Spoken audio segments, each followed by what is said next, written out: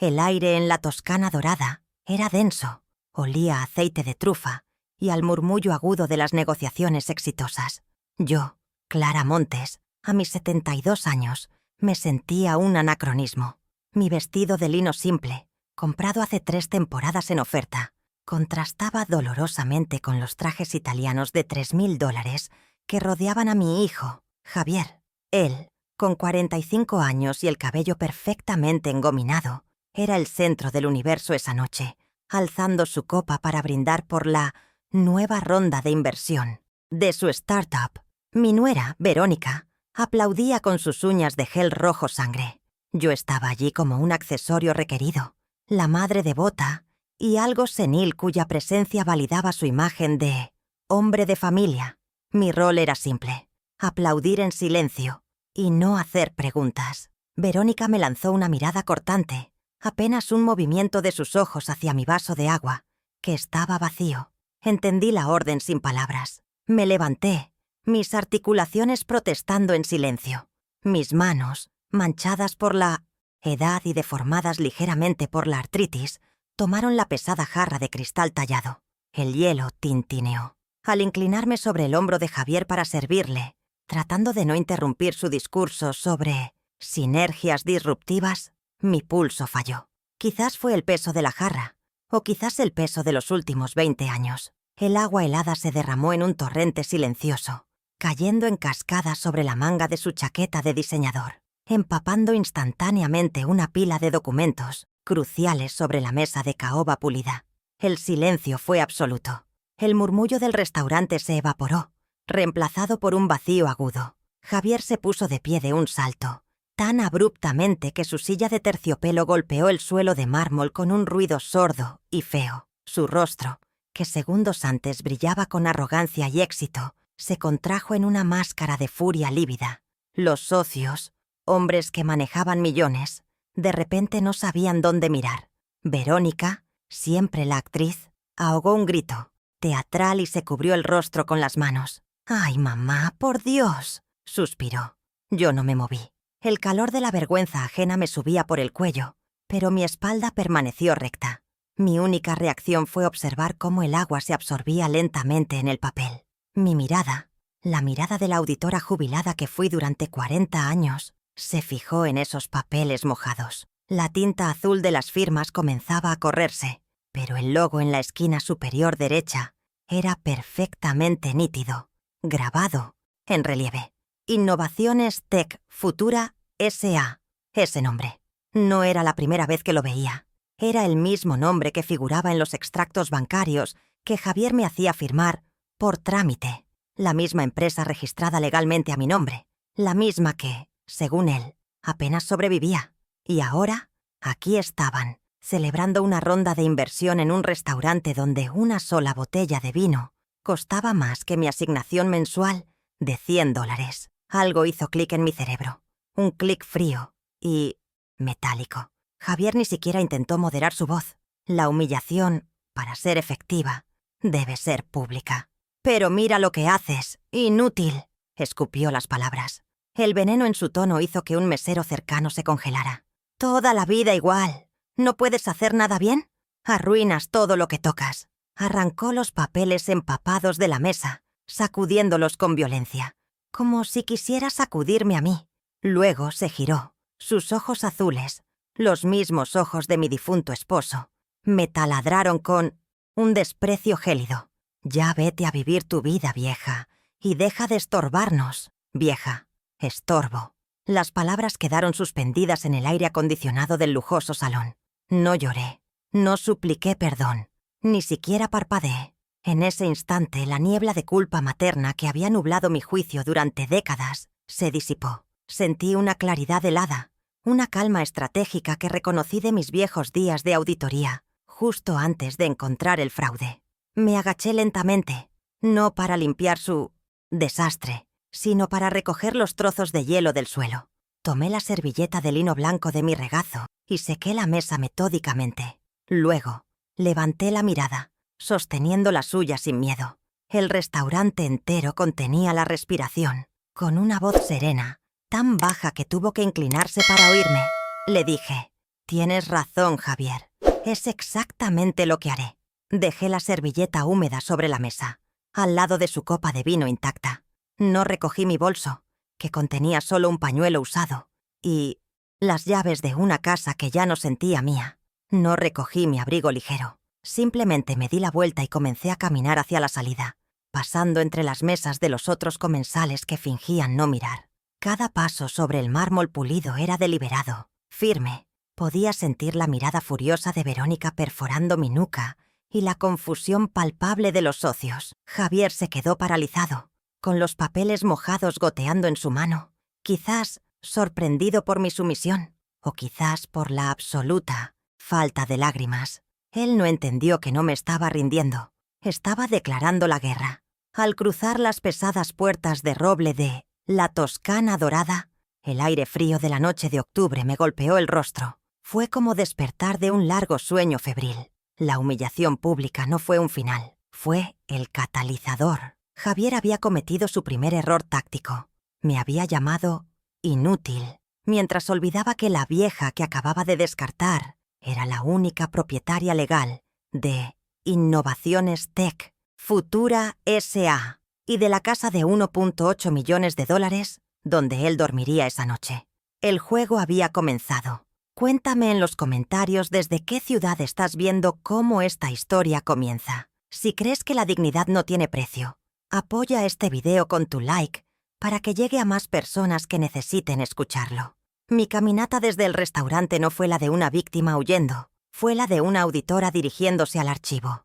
Mientras mis pies golpeaban el pavimento frío, no pensaba en el dolor de la humillación, sino en los números. Los números nunca mienten. Mi mente, entrenada durante 4 décadas para encontrar patrones en los libros contables, comenzó a repasar los balances de mi vida. La primera gran partida deudora pareció clara como el día.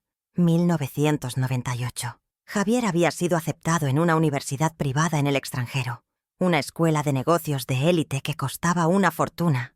Yo era contadora en una firma mediana, viuda desde hacía 5 años, y mi sueldo apenas cubría nuestra hipoteca y los gastos diarios. Él no lo recuerda, pero yo sí. Durante 4 años mi vida se redujo a 2 turnos y un termo de café recalentado. Salía de mi trabajo principal a las 5 p.m.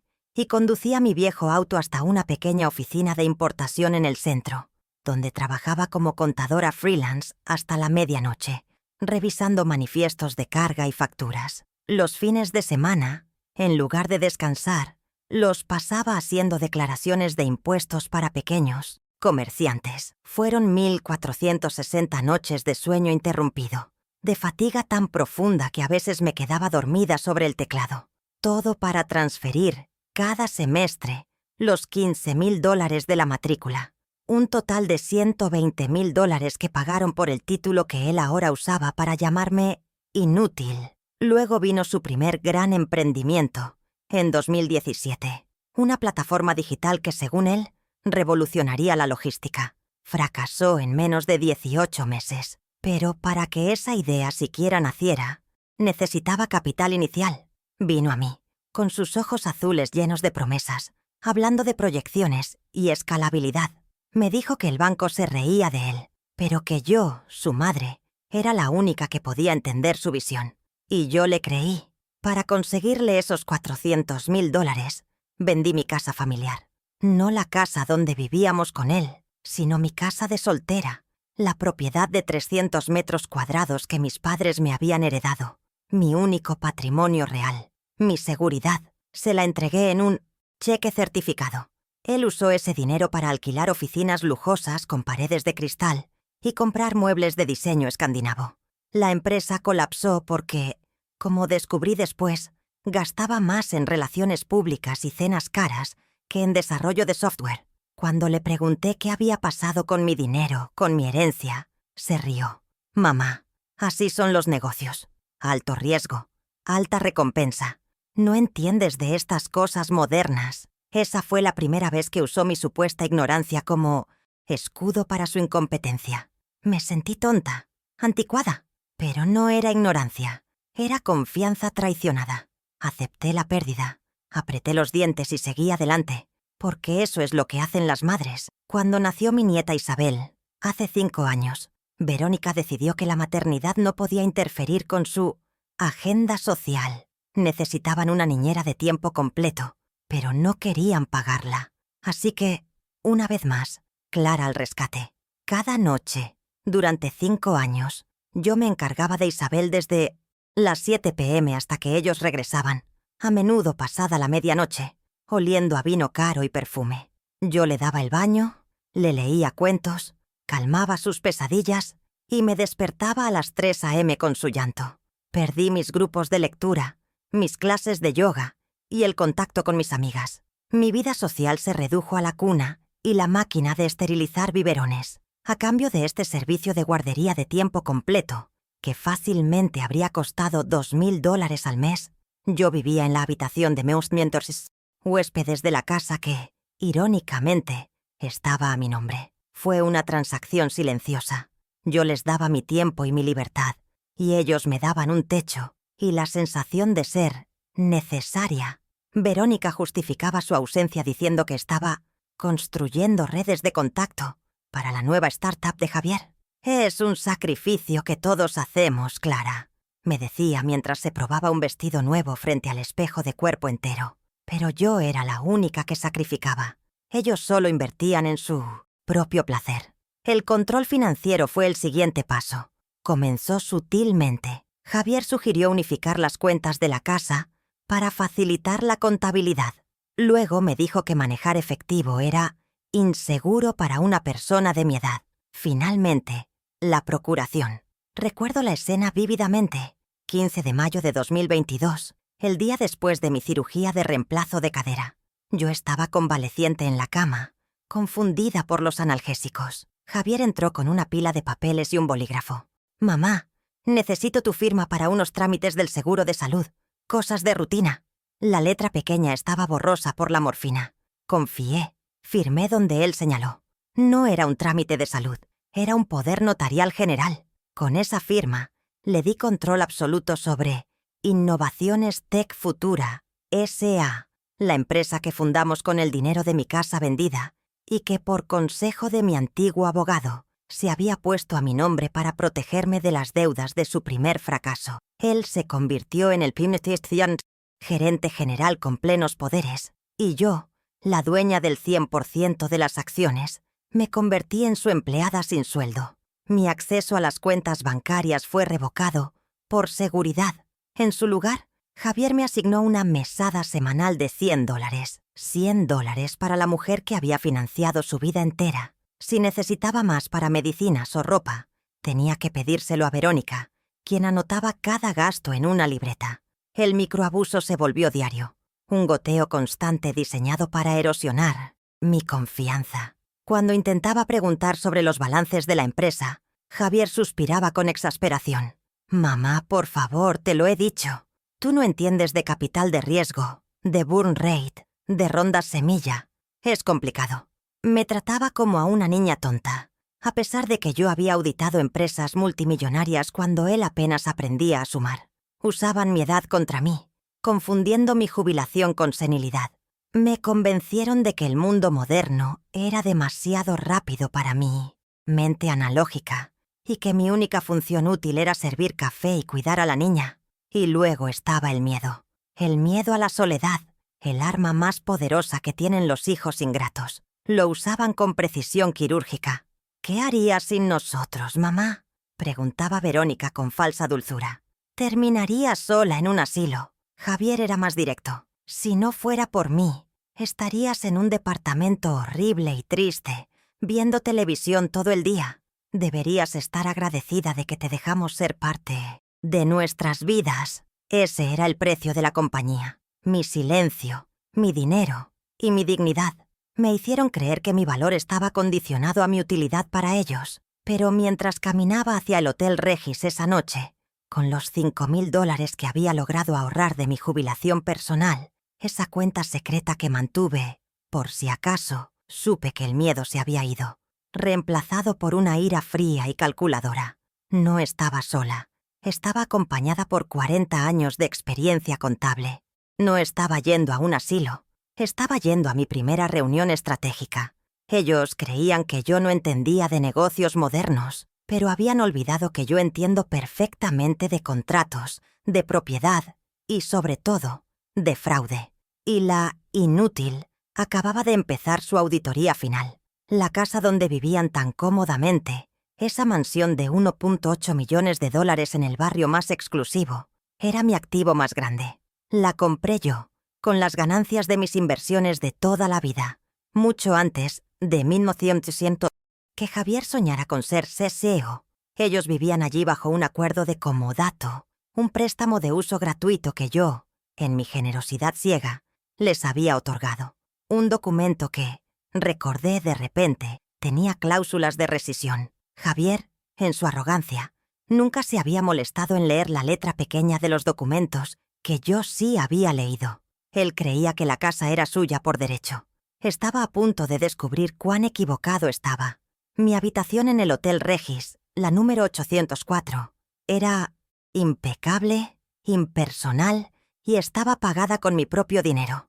Esos $5.000 en efectivo, sacados de mi cuenta de jubilación personal, la que Javier nunca supo que existía, eran mi fondo de guerra. El silencio del cuarto era absoluto, un fuerte contraste con la cacofonía de humillaciones que había soportado en la casa de mi hijo. No vine aquí a llorar, vine a trabajar. Abrí mi laptop, la pantalla iluminando mi rostro en la oscuridad. Durante 40 años fui auditora.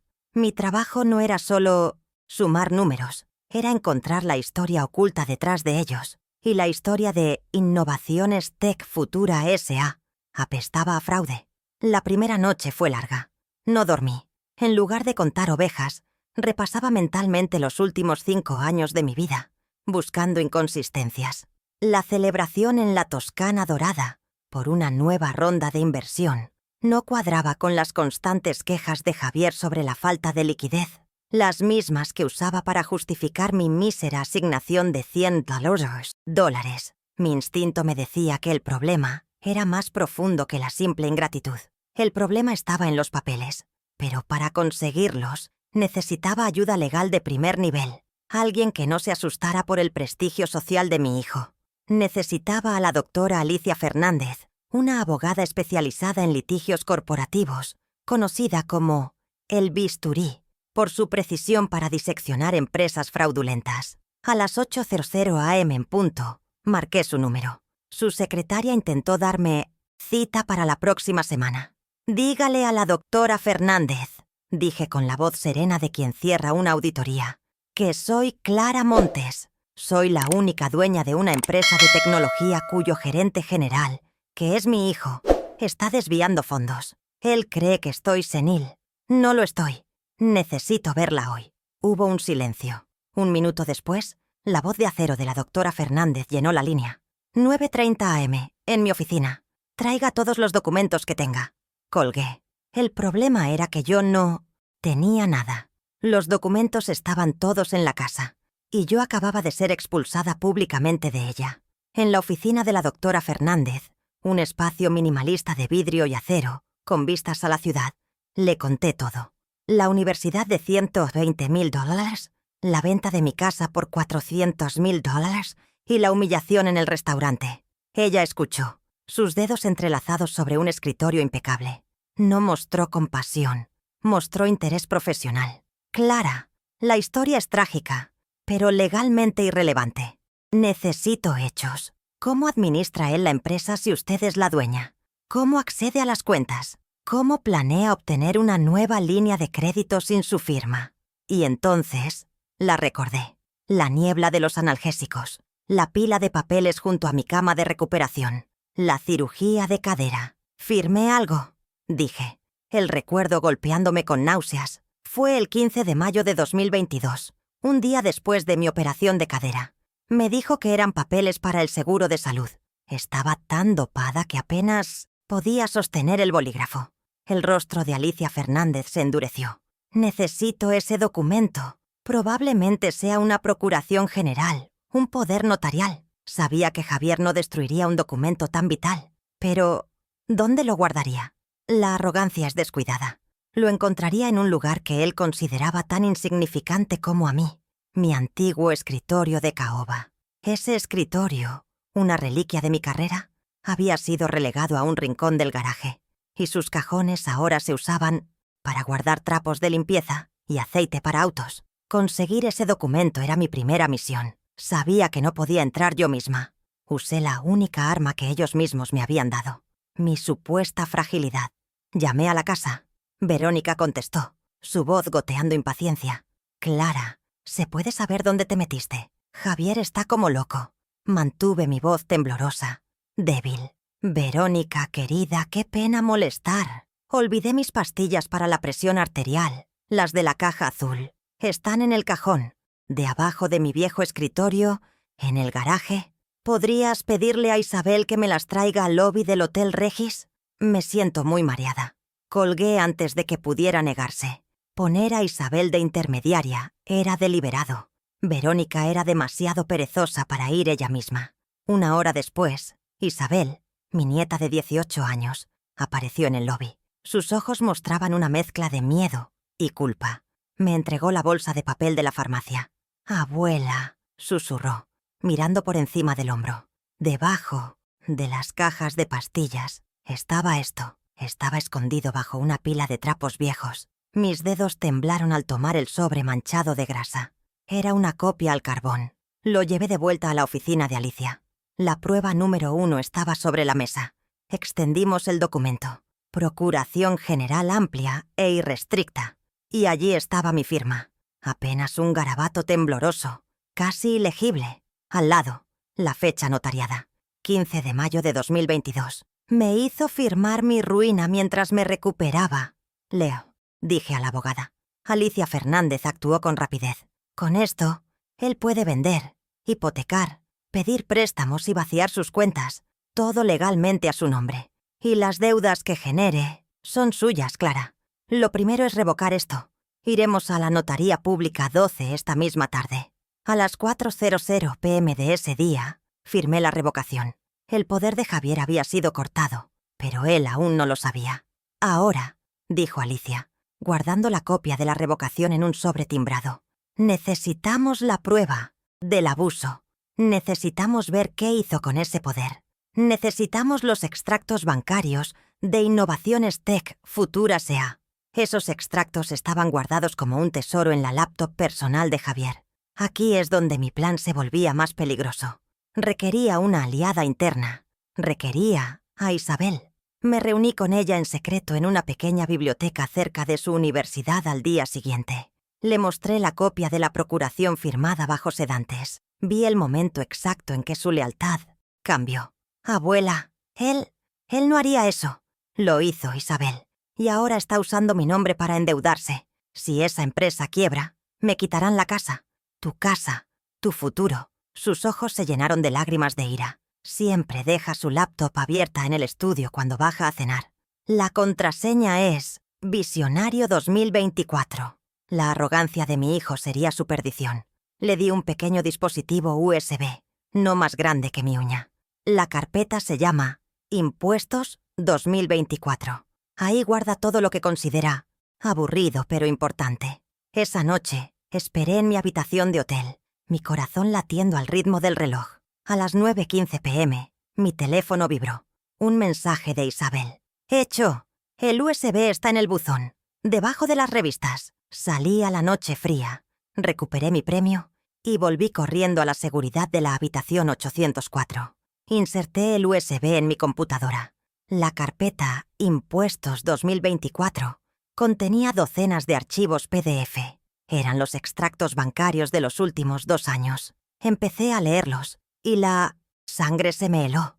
Mi dinero. Mi dinero. Mi vista de auditora se fijó inmediatamente en las transferencias salientes. Había una transferencia de $80,000, fechada el 10 de marzo de ese año, a una cuenta offshore, en las Islas Caimán. El beneficiario era una corporación fantasma con un nombre sin sentido. Luego revisé los gastos de la tarjeta corporativa American Express, también a mi nombre. $18,500 en Bijou Cartier, $22,000 en un distribuidor autorizado de Rolex, $4,800 en la Toscana Dorada. Estaba usando los fondos de la empresa para comprarle joyas a Verónica y pagar cenas de celebración por inversiones que nunca llegaron, mientras me decía que no había dinero para mis medicinas. Imprimí cada página, cada cargo, cada transferencia. Resalté las fechas y los montos. Esta era la prueba número 2, irrefutable. El desvío era claro, sistemático y criminal. Mi dinero no estaba financiando una startup innovadora. Estaba financiando el lujo desmedido de un par de... parásitos. Mi dinero no era para su lujo. Susurré en la habitación vacía.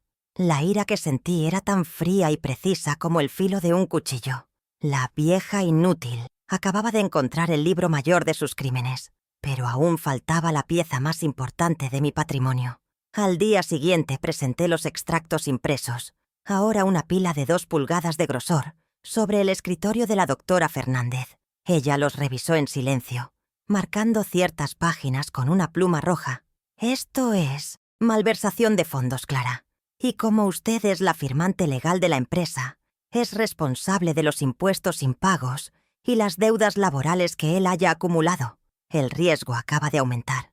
Mis manos estaban frías. Había pasado de ser una víctima doméstica a ser potencialmente responsable de un delito fiscal. Tenemos que sacarla de esta empresa y recuperar sus activos, inmediatamente. Hablemos de la casa, la de 1,8 millones. ¿Está a su nombre? Totalmente, respondí. La compré en Montesquieu, 2010, con las ganancias de mis inversiones personales, mucho antes de que Javier tuviera su primera gran idea. ¿Y ellos viven allí gratis?, preguntó Alicia, sus ojos entrecerrados. Sí, se mudaron después de casarse, para ayudarles a empezar. Nunca les cobré renta. La abogada asintió lentamente. Por favor, dígame que firmaron un contrato. ¿Un usufructo? ¿Un comodato? Mi viejo abogado, un hombre precavido de la vieja escuela, había insistido. «Un contrato de comodato», confirmé. Sí, préstamo de uso gratuito». Una sonrisa delgada, casi depredadora, apareció en el rostro de Alicia Fernández. «Excelente», dijo. «El comodato es la herramienta perfecta. A diferencia de un usufructo, que es casi imposible de revocar, un comodato estándar puede rescindirse. Voy a solicitar una copia certificada del contrato en el registro de la propiedad ahora mismo». El mensajero llegó esa misma tarde con el documento oficial, sellado y timbrado. La prueba número 3. Alicia lo extendió sobre la mesa y su dedo índice se detuvo en una cláusula específica. La cláusula 5. La leí en voz alta. El presente comodato se anula con 30 días de preaviso. Alicia subrayó la frase con su pluma roja. «La casa siempre fue suya, Clara», dijo. «Legalmente, Javier y Verónica son simplemente invitados, y estamos a punto de pedirles que se retiren». Tenía la revocación del poder, tenía la prueba del desvío de fondos, tenía el arma legal para recuperar mi casa, pero necesitaba una cosa más. Necesitaba la prueba de su intención. Necesitaba demostrar, sin lugar a dudas, que Javier sabía que me estaba engañando. «Él alegará que usted estaba de acuerdo con los gastos», me advirtió Alicia. «Dirá que eran bonificaciones autorizadas verbalmente. Dirá que usted está senil y que ahora se arrepiente. Necesitamos su propia arrogancia en su contra». Decidí volver a la casa. 2 días después de mi huida, fingiendo arrepentimiento, dije que había estado en casa de una amiga y que quería hablar las cosas. Ellos me recibieron en la cocina. Javier estaba impaciente. Verónica me miraba con desprecio. Yo fingí estar confundida y asustada. «Javier, no entiendo qué pasó. Solo quiero que las cosas vuelvan a ser como antes». Dejé mi celular sobre la encimera de granito, con la aplicación de grabación de audio activada. Estaba en mi propia propiedad. La grabación era legal. «¿Podemos olvidar todo?», pregunté lastimeramente. Javier soltó una risa corta y arrogante. Miró a Verónica y luego a mí. «Mamá, mamá», siempre tan dramática. Se acercó creyendo que tenía todo el poder. «Mira», dijo en un tono falsamente conciliador. «Tú no te preocupes por nada. Las cosas están mejor que nunca». Verónica intervino. «Javier tiene una gran reunión el lunes. Necesitamos que estés tranquila». Y entonces, él cometió el error final. Se inclinó hacia Verónica, creyendo que yo estaba demasiado sorda o demasiado tonta para entender. «Tranquila, la vieja no se va a ir. ¿A dónde iría? Necesita firmar los papeles del nuevo préstamo el lunes. Ni siquiera los lee. Es dócil». La onda de sonido en la pantalla de mi teléfono, que recogí disimuladamente, capturó cada sílaba. La prueba número 4. La intención, la condescendencia y el engaño.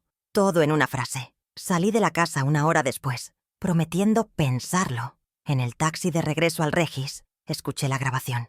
Ni siquiera los lee. La vieja dócil ahora tenía 4 pruebas irrefutables. La procuración obtenida bajo engaño. Los extractos bancarios que probaban el desvío de $80,000 y los lujos. El contrato de comodato que me devolvía a mi casa. Y el audio que probaba su intención deliberada de engañarme. La auditoría estaba completa. Ahora era el momento de redactar el informe final. Y ese informe no se entregaría en un tribunal. Al menos no al principio. Se entregaría en la misma casa que creían suya.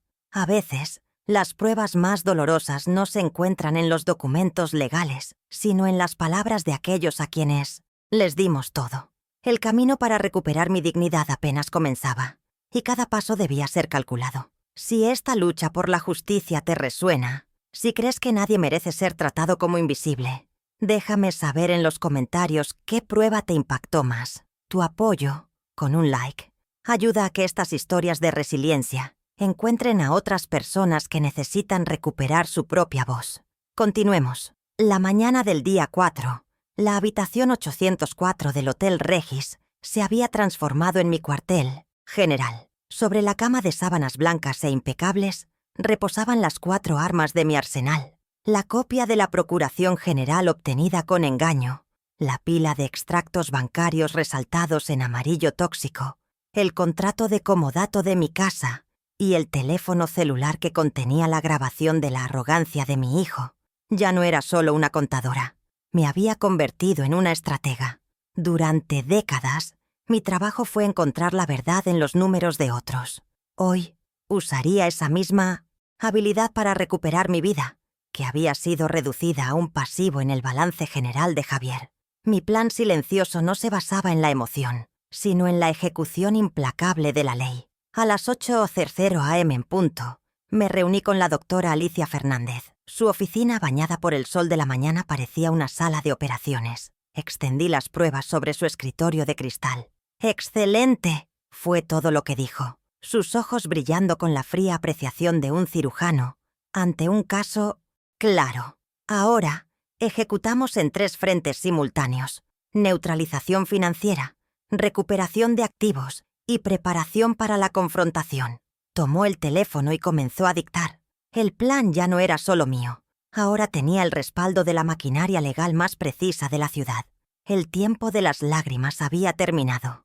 Comenzaba el tiempo de las notificaciones formales. El primer paso era la neutralización, y debía ser inmediato. Alicia ya había preparado el documento basándose en la revocación que firmamos ayer en la Notaría Pública 12. Era una notificación formal, dirigida al gerente general del banco, donde Innovaciones Tech Futura S.A.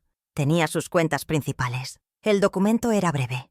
Adjuntaba la revocación de la procuración de Javier Montes y mi orden explícita, como única propietaria y firmante autorizada, de congelar todas las líneas de crédito, tarjetas corporativas y transferencias salientes, pendientes de una auditoría completa. «Javier planea firmar un nuevo préstamo el lunes», le recordé. «No lo hará», sentenció Alicia. «Esa línea de crédito acaba de morir». Este paso era el más crítico. No era un ataque visible, era un corte de suministros. Javier podía soportar mi ira, pero no podía sobrevivir sin flujo de caja. Verónica podía ignorar mis palabras, pero no podía ignorar el saldo rechazado en su American Express corporativa. El banco fue notificado electrónicamente y por mensajero a las 8:30 am. Alicia recibió la confirmación de acuse de recibo del departamento legal del banco a las 9:15 am. «Hecho», me informó. «A partir de este instante, Javier ya no puede mover un solo centavo de su empresa. De su empresa, Clara». El primer golpe, el más doloroso, se había dado en silencio absoluto. El segundo paso era la recuperación de activos, la nota. Mientras la notificación al banco estaba en tránsito, la doctora Fernández redactó el segundo documento. Basándose en la prueba 3, el contrato de comodato, redactó una notificación formal de rescisión. Era un documento legal impecable. Citaba la cláusula 5. El comodato se anula con 30 días de preaviso. Las palabras eran limpias, sin emoción. Por medio de la presente se le notifica la rescisión unilateral del contrato, debiendo desalojar la propiedad ubicada en, a más tardar el día X, 30 días. Les estaba dando 30 días para desmantelar la vida de lujo que habían construido a mis expensas en mi propiedad. Preparamos 2 sobres certificados, ambos con el sello intimidante del bufete de abogados. El primero, dirigido a Javier Montes, gerente general, se envió a la oficina de Innovaciones Tech Futura S.A. Contenía la notificación de la revocación de su poder. El segundo, dirigido a Javier Montes y Verónica de Montes, se envió a la dirección de mi casa. Contenía la notificación de desalojo. Enviados a las 9:00 am simultáneamente, confirmó Alicia. La oficina la recibirá primero. La casa, quizás más tarde. La confusión será su primer castigo. Ahora solo Fontainebleau. Quedaba esperar que el veneno hiciera efecto. Regresé a la habitación 804. El silencio era ensordecedor. Me serví un vaso de agua, mis manos completamente firmes. Imaginé la escena. Un mensajero llegando a la oficina de cristal, la recepcionista firmando, el sobre puesto sobre el escritorio de Javier. Él lo abriría con impaciencia, creyendo que era una formalidad más de la nueva ronda de inversión. Leerá la palabra revocación. Su primera reacción no sería miedo, sería furia. ¿Cómo me atrevía? ¿Cómo podía la vieja inútil interrumpir sus negocios? Intentaría llamarme, gritarme, pero yo no contestaría. Su siguiente llamada sería al banco, y ahí encontraría el verdadero muro. Se encontraría con una ejecutiva de cuentas nerviosa, informándole que la señora Clara Montes, la propietaria, ha congelado todo. No hay dinero para la nómina de mañana. No hay fondos para los proveedores. No hay línea de crédito para firmar el lunes. La nueva ronda de inversión, que probablemente dependía de esa línea de crédito, está muerta. El castillo de naipes que construyó con mi firma temblorosa de enferma acababa de colapsar. La humillación que me hizo pasar en el restaurante le costaría 1,8 millones de dólares, más intereses. Mientras él descubría su ruina financiera, Verónica estaría en casa, quizás probándose ropa comprada con mi dinero. El segundo mensajero llegaría. Ella firmaría por el sobre, quizás molesta por la interrupción. Lo abriría sin cuidado. Notificación de desalojo. Leerá la frase 30 días. Mirará alrededor de su sala de 450 metros cuadrados. Mirará el BMW M4 en la cochera. Y por primera vez entenderá que todo eso no es suyo. Que ella no es la dueña, sino una simple invitada. Y el plazo para irse ha comenzado. El estatus social, su única identidad, se evaporaría en 30 días. El teléfono finalmente sonó a las 3:05 p.m. Era Javier. Su voz era un gruñido bajo, contenido. «Mamá, ¿qué estupidez es esta? Me llegó una carta de tu abogada. ¿Revocación de poder? ¿Qué crees que estás haciendo? ¿Estás bromeando?» Su arrogancia aún estaba intacta. Creía que era un error, un berrinche senil. «No estoy bromeando, Javier». Mi voz era tan serena como el hielo. «Me dijiste que viviera mi vida. Estoy empezando a hacerlo. Y en mi vida ya no figuras como el gerente general de mi empresa». Hubo un silencio ahogado, y escuché la voz aguda de Verónica al fondo. «Dile que pare. Dile que la necesitamos para el lunes». Él colgó abruptamente. El pánico comenzaba a instalarse. La llamada al banco ya debía haber ocurrido.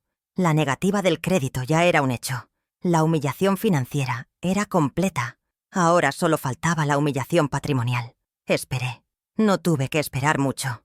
A las 5:17 p.m., el teléfono volvió a sonar. Esta vez no había arrogancia. Era un grito crudo, animal. «Un desalojo. Te has vuelto loca. Es nuestra casa. No puedes hacernos esto». Su voz estaba rota por la histeria. Verónica gritaba incoherencias detrás de él. Corrijo. Javier, interrumpí su alarido, mi voz sin inflexiones. Es mi casa. Ustedes fueron mis invitados, y la invitación ha expirado. ¡No puedes!, gritó. No después de todo lo que he hecho por esta familia. La ironía era tan espesa que casi me ahogo, pero mantuve la compostura. Javier, estás confundido. La pregunta es ¿qué he hecho yo por ti? Y la respuesta es se acabó. Él cambió de táctica. Pasó del pánico a la intimidación. Era su movimiento clásico. La presión social. Esto es un error. Estúpido, mamá. Un malentendido. Vamos a arreglarlo. Vienes a la casa esta noche. A las 9. Los socios estarán aquí. Los mismos del restaurante. Y vas a explicarles esta crisis de vejez tuya. Sonreí. El pez había mordido el anzuelo con tanta fuerza que se había tragado el anzuelo, el sedal y la caña. Él mismo estaba convocando al público para mi acto final. Creía que me humillaría frente a sus socios, que me obligaría a retractarme bajo la presión de sus miradas despectivas. No entendía que esos socios no eran sus aliados, eran sus acreedores, y yo estaba a punto de mostrarles los libros contables. «Claro, Javier», dije con dulzura. «Me parece una excelente idea. Estaré allí a las 9 p.m. Tenemos mucho de qué hablar». Colgué el teléfono y me levanté. El plan silencioso había concluido con éxito. Todas las piezas estaban en su lugar. La trampa estaba puesta. Javier y Verónica, cegados por su propia arrogancia, habían preparado el escenario para su propia ejecución pública. Habían invitado a los testigos de mi humillación para que fueran testigos de su caída. Fui a mi maleta y saqué la carpeta que había preparado esta tarde. No era solo una colección de pruebas, era un informe de auditoría. Durante las horas de espera, no solo había meditado, había trabajado. Consolidé los extractos bancarios, prueba 2, en un informe forense de 5 páginas. Detallé el desvío de $80,000 a la cuenta offshore. Creé una lista itemizada de los gastos de lujo. $18,500 en Cartier, $22,000 en Rolex. El total del desvío comprobado ascendía a $145,500 en solo 18 meses, sin contar las posibles evasiones fiscales que Alicia ya estaba investigando. Este informe no era para Javier, era para los socios que creían estar invirtiendo en un genio de la tecnología. El plan de 30 días era la trampa legal, pero el plan de esta noche era el golpe moral. Javier creía que me enfrentaría a una madre asustada y senil. Se iba a encontrar con Clara Montes, auditora jubilada, dueña del 100% de la empresa que él creía dirigir y propietaria de la casa que él creía poseer. Miré el reloj, 7:30 p.m. Tiempo de vestirme para la cena. Elegí un traje sastre de lana gris que no había usado en años. Era el traje que usaba para presentar mis auditorías finales, las que solían terminar con despidos o investigaciones federales. Mi calma era absoluta. No sentía nervios, solo un sentido de propósito. Durante 20 años financié una ilusión. Esta noche iba a presentar la auditoría final de la familia Montes. Revisé mi bolso, la copia de la revocación del poder, el informe de la auditoría del desvío de fondos y, la joya de la corona, la copia de la notificación de desalojo. Las 3 pruebas clave, las 3 etapas de su caída, el poder, el dinero y la casa. Tomé el ascensor del Regis. En el espejo del lobby vi a una mujer de 72 años, con el cabello plateado perfectamente recogido y una mirada que no admitía negociación. No era la vieja que Javier había expulsado del restaurante. Era la dueña de su destino y estaba a punto de ejecutar la hipoteca moral. El taxi enfiló hacia el barrio residencial. La segunda fase, la de la nota, había sido entregada. Ahora comenzaba la tercera, la confrontación. El plan había funcionado mejor de lo esperado. La arrogancia de Javier fue mi mejor aliado. Él creía que esta cena era su escenario para reafirmar su poder. No sabía que era mi tribunal. Cada semáforo en rojo era una pausa dramática, un redoble de tambor antes del acto final. Yo no iba a una negociación, iba a leer una sentencia. Y por primera vez en mi vida, no me importaba si mi hijo me odiaría por ello. De hecho, contaba con ello. Antes de dirigirme a la confrontación de las 9 p.m., tenía un último paso estratégico que dar. No era suficiente cortar el flujo de dinero. Necesitaba confirmar visualmente el corte y establecer mi autoridad como la nueva y única administradora de mis finanzas. A las 4:30 p.m. de ese mismo día 4, me presenté en la sucursal principal del banco que manejaba las cuentas de Innovaciones Tech Futura S.A. Ya no era la vieja temblorosa del restaurante. Era Clara Montes, la propietaria de la cuenta, vestida con mi traje sastre gris. Fui recibida por el gerente de la sucursal, el señor Robles, un hombre nervioso que había recibido la notificación de mi abogada esa mañana. Nos sentamos en su oficina de cristal, visible para todo el lobby del banco. Estábamos revisando la lista de tarjetas corporativas activas, preparándome para anularlas una por una. Justo cuando estaba firmando la anulación de la American Express Platino de Verónica, las puertas del banco se abrieron de golpe. Era ella, Verónica, pero no la versión pulida y arrogante a la que estaba acostumbrada. Su cabello estaba ligeramente desordenado, su maquillaje corrido y sus ojos brillaban con pánico. Claramente había intentado usar la tarjeta y había sido rechazada. Se saltó la fila de clientes y golpeó el mostrador del cajero.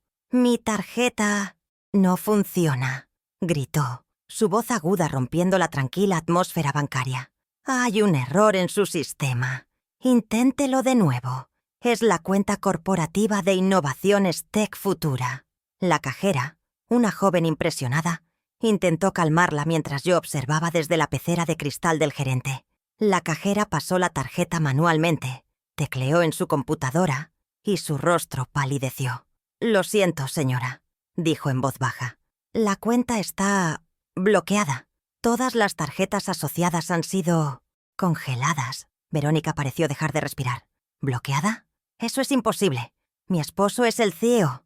Exijo ver al gerente ahora mismo». El señor Robles, a mi lado, suspiró profundamente. Se levantó, alisó su chaqueta y me miró. «Con su permiso, señora Montes», asentí levemente. «Proceda, señor Robles. Sea profesional». Él salió de la oficina de cristal y se acercó a Verónica, quien ya estaba marcando furiosamente el número de Javier en su celular, probablemente sin éxito. «Señora Montes», dijo, el gerente con voz firme, «lamento el inconveniente, pero las cuentas de la empresa han sido puestas bajo revisión de auditoría». Verónica bajó el teléfono. «¿Auditoría? ¿Qué auditoría? Javier no autorizó ninguna auditoría». El señor Robles mantuvo su postura profesional, pero sus ojos se desviaron sutilmente hacia su oficina, hacia mí. «La auditoría fue ordenada por la propietaria legal de la cuenta». Verónica siguió su mirada. Nuestros ojos se encontraron a través del cristal. Su mandíbula cayó. Vio a la mujer que había despreciado, a la niñera gratuita, a la vieja, sentada en el asiento de poder, firmando los documentos que desmantelaban su vida de lujo. Ese momento fue mi primera victoria tangible. Fue un reverso intermedio, una escena pública donde el poder cambió visiblemente de manos. Ella conectó los puntos. La llamada de Javier, la notificación de desalojo que seguramente había recibido.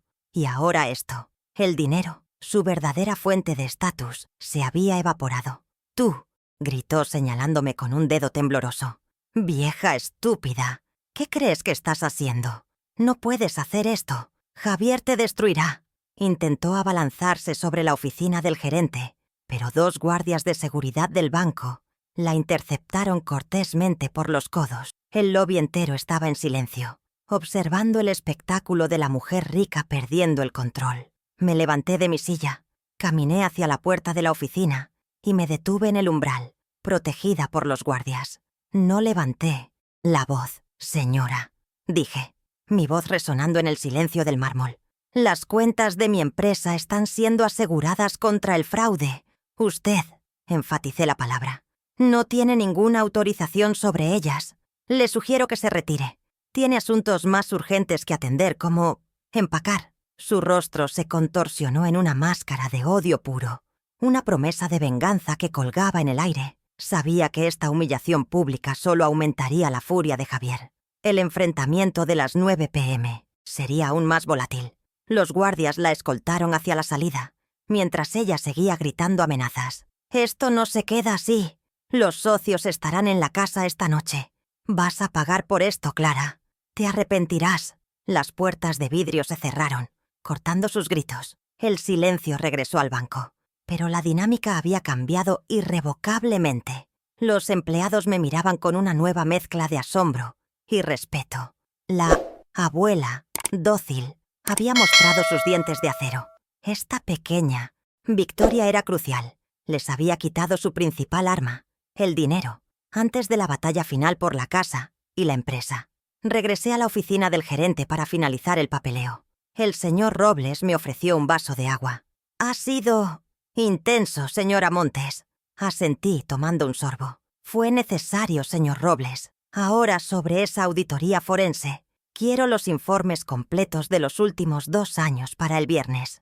Había ganado la batalla financiera en el banco, pero sabía que la guerra se decidiría esa noche, en la cena convocada por Javier. Él ahora no solo estaría furioso por la revocación del poder y la notificación de desalojo, estaría humillado por la escena que Verónica acababa de protagonizar. La tensión para el gran confronto estaba en su punto máximo. Llegué a las 9 p.m. en punto. La casa, mi casa, estaba brillantemente iluminada. Una fortaleza de $1.8 millones construida sobre mi sacrificio. Cada ventana resplandecía, una puesta en escena para la presión social que Javier planeaba infligirme. En la entrada me recibió un silencio tenso. Pude oír sus voces apagadas en el gran comedor. Entré sin ser anunciada. Allí estaban, los mismos socios del restaurante, sentados incómodamente alrededor de la mesa de caoba, con copas de vino apenas tocadas. Javier estaba de pie, presidiendo la escena, y Verónica, a su lado, con los ojos rojos de ira, su rostro una máscara de desprecio, tras la humillación en el banco esa tarde. Mi presencia detuvo la conversación. Vestida con mi traje sastre gris, el uniforme de mis auditorías finales, me sentí como una cirujana entrando al quirófano. Javier había dejado vacía la silla de la cabecera, un trono que él solía ocupar en mi propia casa. Esperaba que yo me sentara en un costado, disminuida. Ignorándolo, caminé con paso firme por el largo de la alfombra persa que yo misma elegí hace una década. Me dirigí directamente a la cabecera. Coloqué mi pesado maletín de cuero en el suelo, junto a mis pies, y me senté. El crujido de la silla de roble tallado fue el único sonido. Este simple acto de tomar mi lugar legítimo, envió una onda de choque a través de la habitación. Verónica apretó la mandíbula tan fuerte que pude ver el músculo temblar desde el otro extremo de la mesa. Los socios intercambiaron miradas nerviosas. El escenario estaba listo, pero el guión acababa de cambiar de dueño. Javier, siempre el actor, intentó recuperar el control. Puso sus manos sobre la mesa, inclinándose, como un depredador. «Mamá, gracias por venir. Veo que decidiste dejar tu berrinche», empezó con condescendencia, buscando la complicidad de los socios. «Los señores aquí presentes y yo estábamos muy preocupados por ti. Esta estupidez de tu abogada, esta crisis, está poniendo en riesgo la empresa». Usó las palabras crisis y berrinche, intentando pintarme como una anciana senil e irracional. «Necesitamos que firmes la nueva línea de crédito, ahora, y que canceles estas notificaciones. Ridículas». La amenaza era clara. «Vuelve a tu papel de vieja dócil o te expondremos como loca». No respondí a sus insultos. Mantuve mi calma, una calma que parecía enfurecerlo más que cualquier grito. «Buenas noches, señores», dije, mi voz clara y firme, dirigiéndome a los socios, no a él. «Gracias por venir. Javier tiene razón en una cosa. La empresa está en riesgo, pero no por mi culpa». Me agaché y abrí mi maletín. Saqué la primera carpeta, una carpeta roja etiquetada como «Poderes, Javier». «Esta estupidez, como la llamas, no es una crisis, es una consecuencia». Deslicé un documento notariado por el centro de la mesa. El papel se deslizó silenciosamente, deteniéndose justo frente a él. «Es la revocación oficial de tu procuración general, firmada ayer, en la notaría pública, 12. Con efecto inmediato», continué. «Ya no eres el gerente general de mi empresa». Javier se quedó mirando el documento, su rostro pálido. «Y esta», dije deslizando una segunda hoja, la copia de la procuración original. «Es la que me hiciste firmar el 15 de mayo de 2022, el día después de mi cirugía de cadera, mientras estaba bajo los efectos de la morfina. Uno de los socios, un hombre mayor llamado Méndez, tomó la copia de la procuración. Sus ojos escanearon la firma temblorosa y la fecha. La atmósfera pasó de ser un drama familiar a ser una investigación corporativa. Javier tartamudeó. «Esto es un malentendido. Ella quería que yo manejara todo. Díselo, mamá». Verónica saltó en su defensa, su voz aguda y estridente. «Clara, esto es absurdo. Javier construyó esa empresa de la nada. Tú no entiendes nada de negocios. Solo eres la contadora». Se rió, pero el sonido fue seco, desesperado. «Diles la verdad. Estás haciendo esto por la rabieta del restaurante». La miré fríamente. «Tienes razón, Verónica. Yo solo soy la contadora. Y como contadora, mi trabajo es auditar». Me volví hacia los socios, que ahora me miraban con atención absoluta. Y he pasado los últimos 3 días auditando los libros de mi propia empresa. Lo que encontré fue iluminador. Saqué la segunda carpeta, una gruesa pila de papeles azules etiquetada como Auditoría 2023-2024. «No es una rabieta», dije, mi voz tan precisa como un bisturí. «Es una auditoría». Deslicé el informe forense compilado hacia el centro de la mesa, justo al lado de la revocación. «Y esta», dije, mi mirada fija en Javier, «es la verdadera razón por la que tu poder fue revocado». El señor Méndez tomó el informe. Inmediatamente, abrí mi propia copia. «Creo que los socios cuyos fondos están involucrados deberían saber exactamente a dónde ha ido a parar su inversión». El silencio era tan profundo que podía oír el zumbido del aire acondicionado. Javier estaba paralizado, su arrogancia evaporándose, reemplazada por un miedo palpable. «Comencemos con la transferencia más evidente», leí en voz alta, mi voz resonando en el comedor. «El 10 de marzo de este año, $80.000 transferidos desde la cuenta Operativa de Innovaciones Tech Futura S.A. a una cuenta offshore en las Islas Caimán, registrada a nombre de una corporación fantasma». Los socios se pusieron pálidos. Méndez pasó la página del informe, sus cejas fruncidas. Javier intentó hablar, pero solo salió un sonido ahogado. Eso fue una inversión estratégica». «Una inversión», interrumpí, «que no tiene rastro documental, ni contrato, y que coincide con el depósito inicial de un auto deportivo». Pero no había terminado. Mi mirada se trasladó a Verónica, quien se había encogido en su silla. «La auditoría también reveló que el capital de riesgo se estaba utilizando para gastos operativos muy personales». Levanté la vista del papel y la miré directamente. $18.500 en bijoux Cartier, $22.000 en un distribuidor autorizado de Rolex, múltiples cargos en la Toscana Dorada, que suman $4.800 solo en el último trimestre. Todo pagado con la tarjeta corporativa American Express a mi nombre. Expuse el desvío de $145.500 en menos de 18 meses. Verónica dejó escapar un pequeño sollozo ahogado. El señor Méndez cerró el informe de golpe. Su rostro estaba rojo de furia. Miró a Javier, no como a un socio, sino como a un ladrón. «Javier, ¿desviaste los fondos de la compañía? ¿Usaste el capital de los inversores para comprar joyas?» La pregunta colgó en el aire. Una sentencia.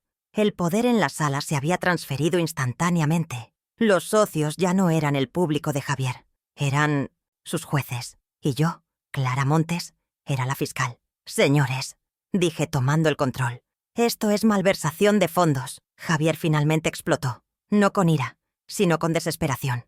«No, eran bonificaciones. Eran compensaciones. Ustedes saben cuánto trabajo. Mamá, diles». «Javier», dijo el señor Méndez, su voz gélida, ignorando por completo la súplica de mi hijo. Se volvió hacia mí. «Señora Montes, usted es la única propietaria de esta entidad. ¿Cuál es su siguiente paso?» Javier me miró, sus ojos suplicando, pero yo solo vi al hombre que me llamó inútil. «Mi primer paso», anuncié, «fue ejecutado esta mañana a las 9:15 a.m. Todas las cuentas bancarias de la empresa están congeladas. Todas las tarjetas corporativas», y aquí miré a Verónica, «han sido anuladas. La empresa está oficialmente bajo auditoría forense completa.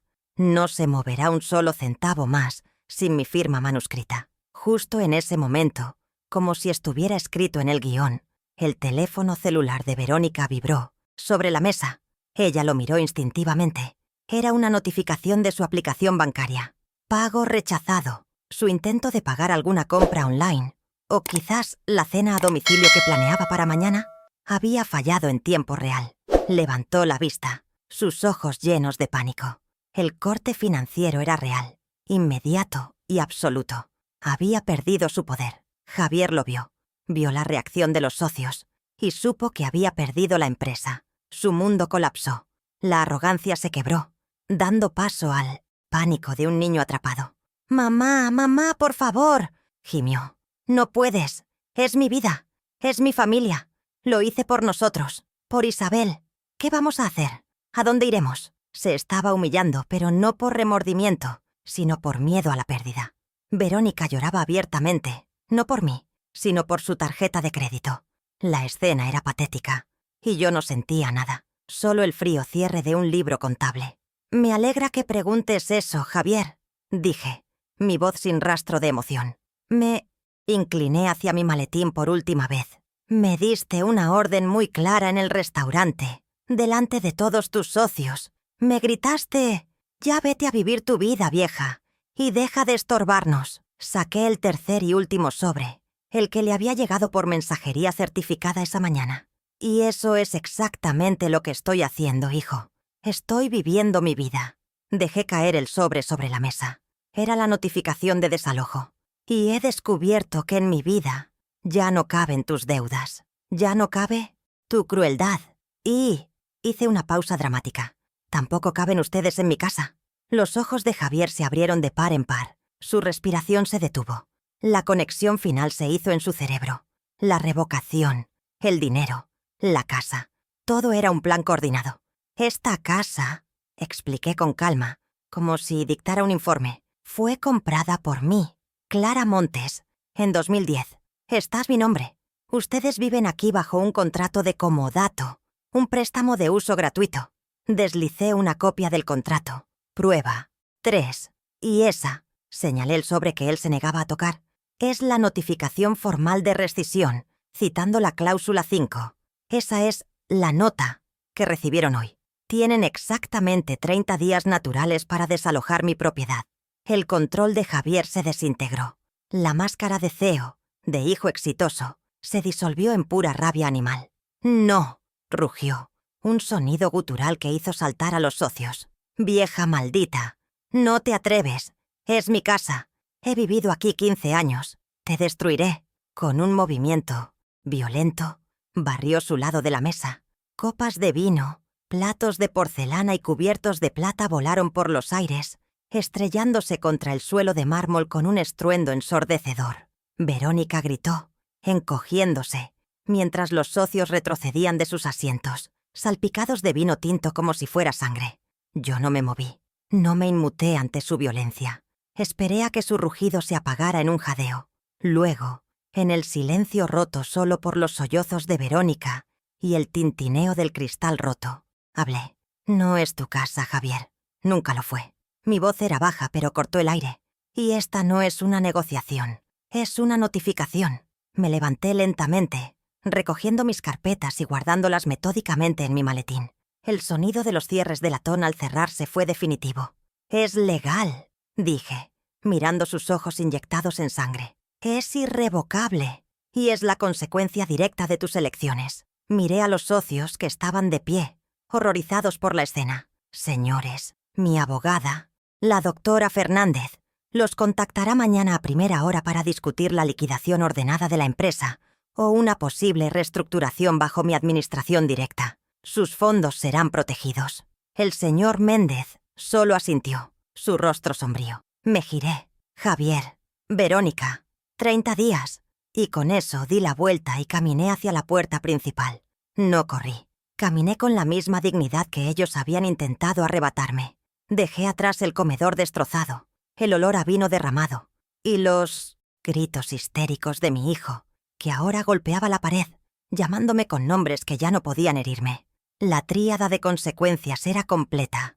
Perdió el poder sobre mi empresa, perdió el acceso a mi dinero y perdió el techo de mi casa. La auditoría, por fin, estaba cerrada. Salí de esa casa de $1.8 millones esa noche, con mi maletín de cuero en la mano, y nunca volví a dormir bajo ese techo. Los siguientes 30 días fueron una tormenta silenciosa de actividad legal y logística precisa. Javier y Verónica, tal como esperaba, intentaron todo. Hubo llamadas llorosas a medianoche, amenazas de difamación en la prensa local, e incluso un intento desesperado de Verónica por declararme mentalmente incompetente, alegando senilidad. Pero la doctora Fernández fue un muro de acero.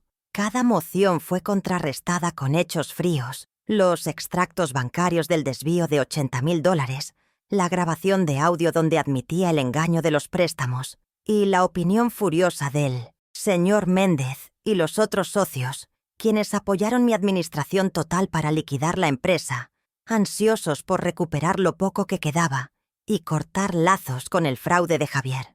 El día 30, a las 5 p.m. en punto, yo estaba estacionada en la calle de enfrente. Vi cómo un camión de mudanzas pequeño y abollado se llevaba sus pertenencias.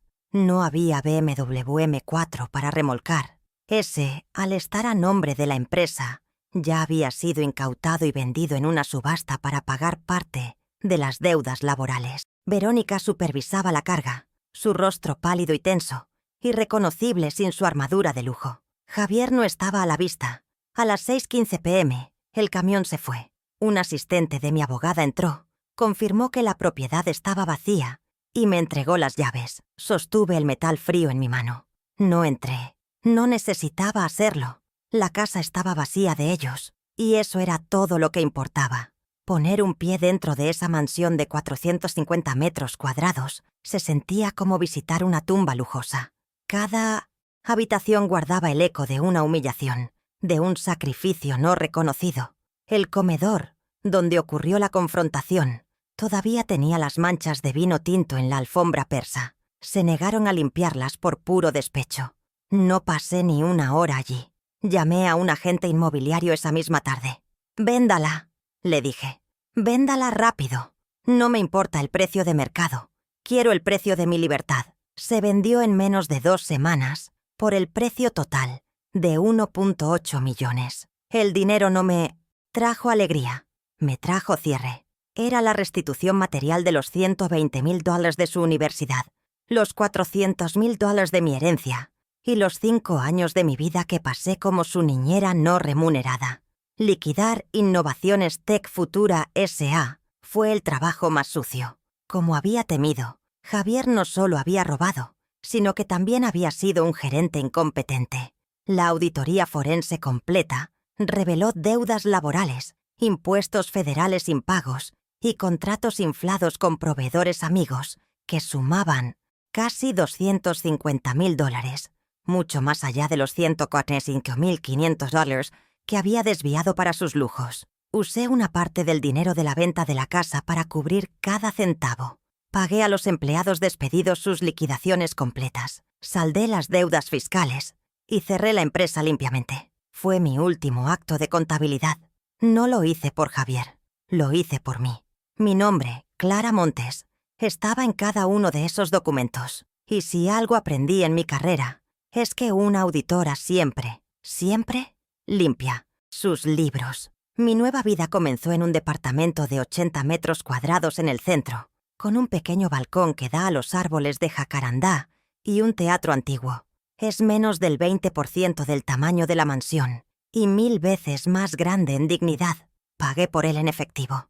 El silencio aquí es diferente. No es el silencio tenso de una casa en guerra. Es la calma elegida de la soledad. Mi rutina ahora es mía. Me despierto sin la ansiedad de los gritos de Verónica o las demandas de Javier. Bebo mi café leyendo el periódico, no escuchando las noticias de negocios fraudulentos. El aire huele a libros viejos y café recién hecho, no a aceite de trufa y traición. He redescubierto el placer simple de cerrar mi puerta sabiendo que solo yo tengo la llave. Supe, no porque preguntara, sino porque la ciudad es pequeña, que Javier y Verónica ahora viven en un apartamento alquilado en un barrio modesto al otro lado del río. Verónica Sin el flujo de efectivo corporativo, tuvo que buscar trabajo por primera vez en 15 años. Atiende en una boutique de lujo, vendiendo a otras mujeres el estatus que ella ya no posee. Javier, con su reputación destrozada en el círculo de inversores, no pudo levantar más capital. Consiguió un trabajo de nivel medio como gerente de cuentas en una empresa de logística. Un hombre de 45 años, con un título de $120,000, reducido a ser un empleado, reportándole a alguien más. Ya no es Visionario 2024. Mi relación con Javier es inexistente. No he hablado con él desde esa noche. Él no es mi hijo. Es un deudor moroso que ya saldé. Mi único vínculo con esa rama de la familia es Isabel. Ella me visita cada martes y jueves en mi nuevo departamento. Hablamos de arte, de libros, de su futuro. Le pago la universidad, como le prometí, pero he establecido límites claros, los que debí poner hace décadas. El dinero de la matrícula se transfiere directamente a la cuenta de la institución cada semestre. No hay intermediarios. No hay dinero para gastos que pueda ser desviado por sus padres. Ella lo entiende. Vio la fealdad de cerca y eligió la integridad. Nuestra relación no se basa en la necesidad financiera, sino en el respeto mutuo. Con el dinero restante de la venta de la casa y la liquidación de mis activos, he asegurado mi futuro. Pero más importante, he invertido en mi presente. Durante 50 años, postergué un sueño: estudiar historia del arte. Siempre había una matrícula que pagar, un negocio fallido que financiar, una nieta que cuidar. Ya no. Esta mañana, a mis 72 años, asistí a mi primera clase en la universidad local sobre el Renacimiento italiano. Me senté en el auditorio, rodeada de jóvenes de la edad de Isabel, y tomé notas. El profesor habló de cómo los Médici usaban el dinero para crear belleza y poder. Yo sonreí. Yo estaba usando mi dinero para recuperar mi paz. La semana pasada hice algo que Javier siempre consideró un gasto frívolo. Entré a una agencia de viajes. Ayer recibí los documentos por mensajería. Son 2 boletos de avión en primera clase con destino a Florencia, Italia, para la próxima primavera. Uno para mí y otro para Isabel. Pasaremos 2 semanas recorriendo la Galería Uffizi, caminando por el Ponte Vecchio y comiendo helado en la Piazza della Signoria. Ya no estoy pagando por la arrogancia de mi hijo. Estoy invirtiendo en la educación de mi nieta y en la sanación de mi alma. No estoy huyendo. Estoy llegando a mi destino 50 años tarde, pero justo a tiempo. Mi historia es una auditoría de vida. A veces, para que los libros cuadren, debes cerrar las cuentas de la ingratitud. ¿Qué parte de esta recuperación te hizo sentir que se hacía justicia? Si esta historia puede ayudar a otra mujer a encontrar su propia voz, deja tu like para que llegue más lejos. Durante años, viví bajo la sombra de la culpa materna, creyendo que mi valor residía en cuánto podía darles. La noche que me gritó en ese restaurante, Javier me dio una orden y, sin saberlo, un regalo. «Ya vete a vivir. ¡Tu vida!», me gritó. Tomé su consejo al pie de la letra y he aprendido con la claridad de un balance final que mi vida vale infinitamente más desde el momento en que dejé de financiar la ingratitud.